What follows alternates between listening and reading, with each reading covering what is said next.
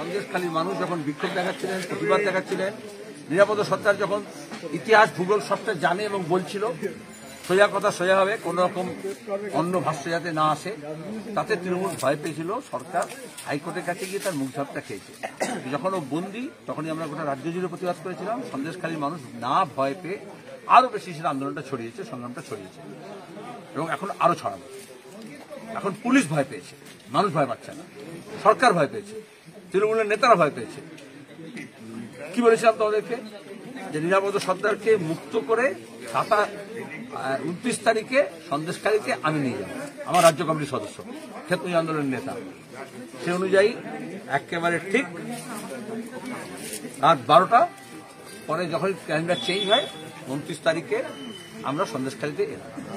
আমার এখানে বিভিন্ন মানুষজনের সঙ্গে কথা বললাম। যেহেতু এখন যা হয়ে গেছে, প্রতিদিন মিডিয়া ইভেন্ট হচ্ছে, আমরা তো এটা চাইনি। যারা আন্দোলনকারী, যারা ভুক্তভোগী, যারা এই যে মহিলা বলছেন বললেন, যাদের ঘর ভেঙেছে, যাদের ঘর দখল করেছে, যারা জমি দখল করেছে, দোকান দখল করেছে, তাদের সঙ্গে কথাবার্তা বললাম। আর আমাদের সংগঠনের কর্মীদের নিয়ে আমাদের আলোচনা করা হচ্ছে যে তোমাদের বলি তোমরা কোথায় থেকে চাইছে সাংগঠনিক এই আন্দোলন সংগ্রামকে পরবর্তী পর্যায়ে নিয়ে যাওয়া, মানুষের ঐক্যকে সংঘবদ্ধ করা, এখানে যাতে ধর্মবর্ণের নামে যাতে ভাগ না হয়ে যায়।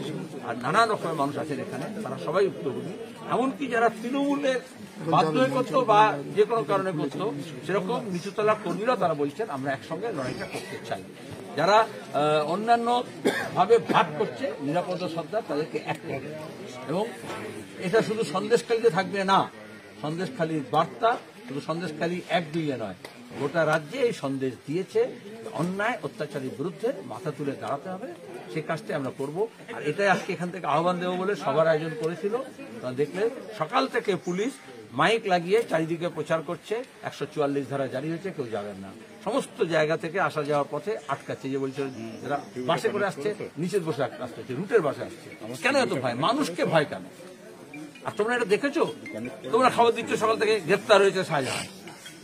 আচ্ছা, আমি তো বুঝতে পারছিলাম না, যখন ভিডিওতে দেখলাম তোমাদের চ্যানেলগুলোতেই যে শাহজাহান কোর্টে